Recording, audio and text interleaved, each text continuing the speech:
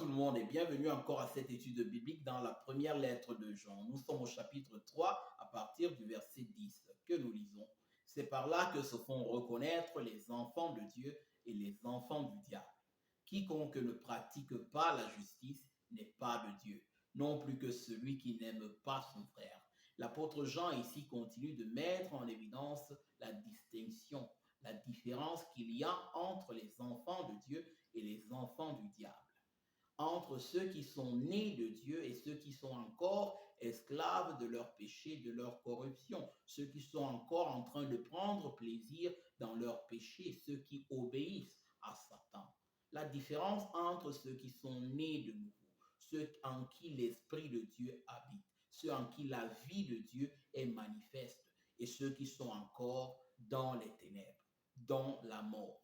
Donc, il nous cite ici deux éléments qui distinguent les enfants de Dieu et les enfants du diable. Il nous dit, celui qui ne pratique pas la justice n'est pas de Dieu. Pourquoi dit-il cela? Parce que la justice est un attribut, ça fait partie du caractère de Dieu.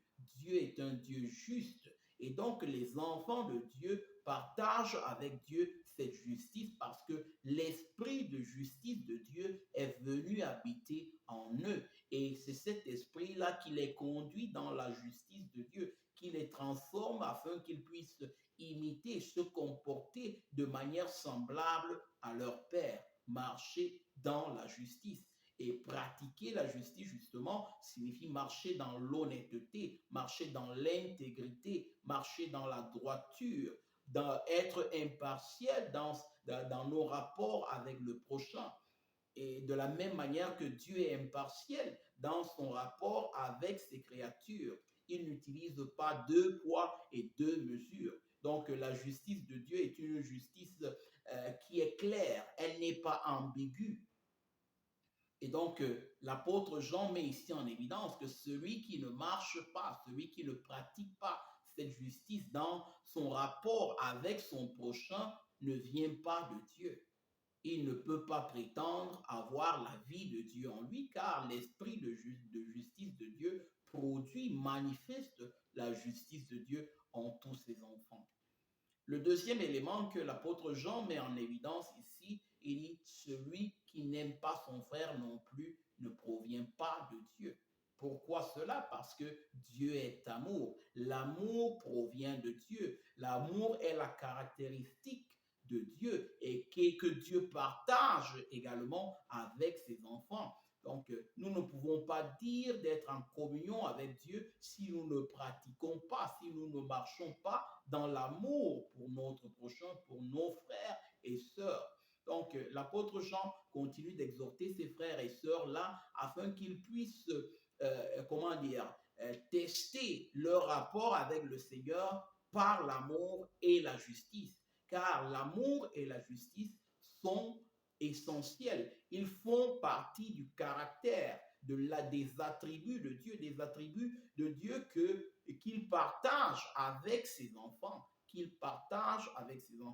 On les appelle parfois les attributs communicables, ces attributs-là que Dieu partage avec ses créatures. Il nous transforme jour après jour à son image, dans l'amour et dans sa justice. C'est encore ce que l'apôtre Jean veut mettre ici en évidence, afin que ses frères puissent s'examiner soi-même pour voir s'ils sont en train de marcher dans l'amour et dans la justice de Dieu. Donc les deux à la fois, nous ne pouvons pas marcher dans l'amour et ne pas marcher dans la justice. Les deux se passent de manière contemporaine.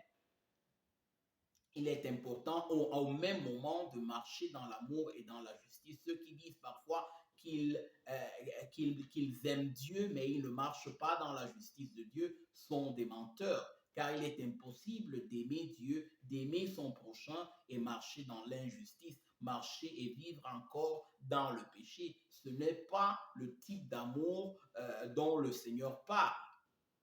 Au verset 11, il est écrit, car ce qui vous a été annoncé et ce que vous avez entendu dès le commencement, c'est que nous devons nous aimer les uns les autres.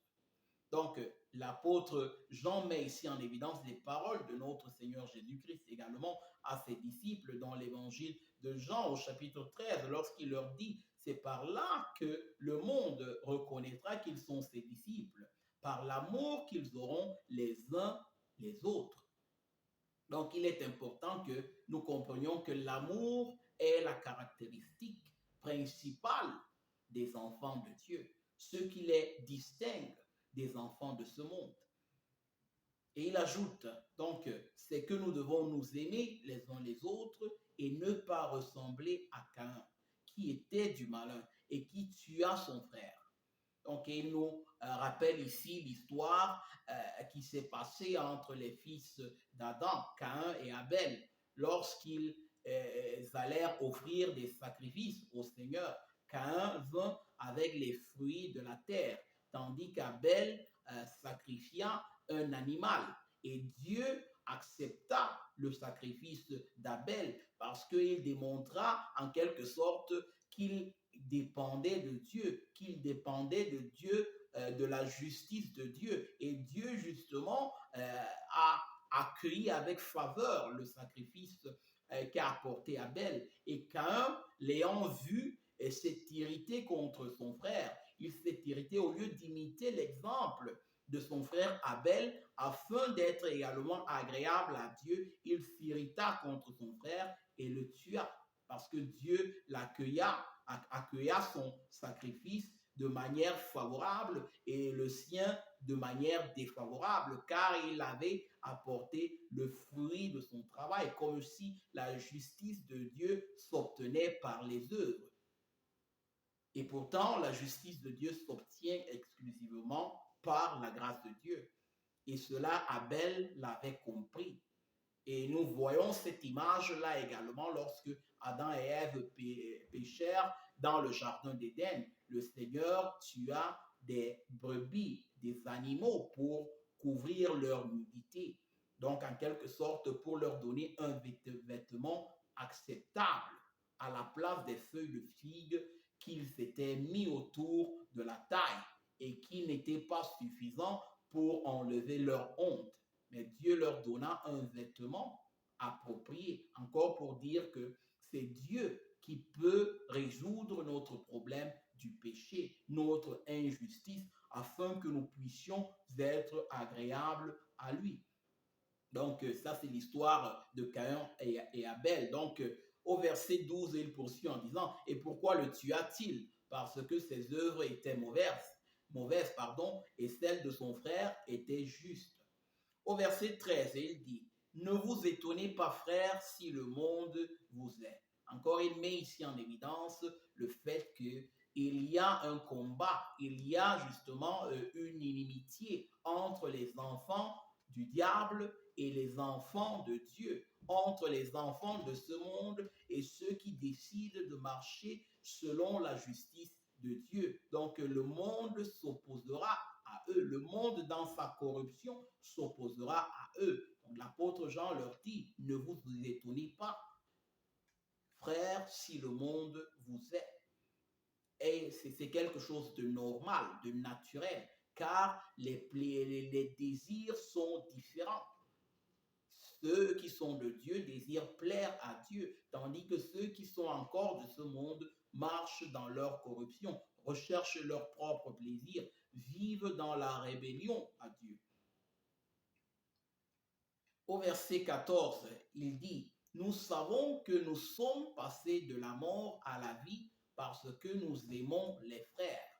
Celui qui n'aime pas demeure dans la mort. » Encore ici, il met en évidence le fait que l'amour est le signe distinctif des enfants de Dieu.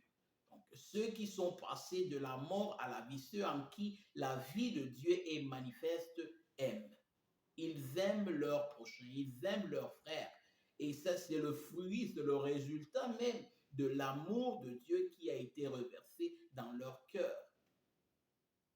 Nous savons que nous sommes passés de la mort à la vie parce que nous aimons les frères. Celui qui n'aime pas demeure dans la mort. Celui qui n'aime pas est encore prisonnier, esclave de ses péchés.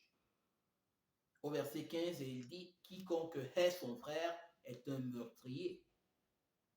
Et vous savez qu'aucun meurtrier n'a la vie éternelle demeurant en lui. Donc, il compare ici la haine comme un meurtre. Celui qui n'aime pas son frère, celui qui ferme son cœur, celui en qui il n'y a pas de place pour son frère. Et nous verrons encore de quel type d'amour ici il s'agit dans le verset successif. Il dit ici, celui qui n'aime pas son frère est un meurtrier. Il a tué son frère dans son cœur. Il a fermé ses entrailles à son frère. Il n'y a pas en lui, comment dire, il n'y a pas en lui d'espace pour avoir compassion, pour servir son prochain, être disposé à donner même sa vie pour son prochain. Et il dit, vous savez qu'aucun meurtrier n'a la vie éternelle demeurant en lui. Personne ne peut dire, justement, ne peut prétendre haïr son frère et penser avoir la vie éternelle, penser à la fin être sauvé, penser être agréable à Dieu. Au verset 16, il dit, nous avons connu l'amour en ce qu'il a donné sa vie pour nous. Nous aussi, nous devons donner notre vie pour les frères. Et ici, c'est le type d'amour dont l'apôtre Jean est en train de manifester, d'expliquer. Il dit, le type d'amour dont il est en train de parler est semblable à l'amour que Jésus-Christ a manifesté pour nous, un amour désintéressé. Il nous a aimés quand nous n'étions point aimables. Il nous a aimés quand nous étions encore rebelles. Il a été disposé à se sacrifier, à sacrifier sa vie pour des rebelles que nous sommes, que nous étions, afin que nous puissions être réconciliés avec Dieu, afin que la vie de Dieu puisse être manifeste en nous, afin que nous puissions échapper à la colère éternelle de Dieu qui était suspendue sur nos têtes à cause de nos péchés. C'est de ce type d'amour-là que l'apôtre Jean est en train de parler, un amour sacrificiel, l'amour agapé, un amour justement qui est disposé à perdre sa vie par amour pour le prochain. Ici, c'est de ce type d'amour-là qu'il est en train de parler. Il ne parle pas des déclarations d'amour, mais il parle d'un amour pratique, un amour profond, un amour qui est disposé à renoncer à soi-même pour le bien de son prochain,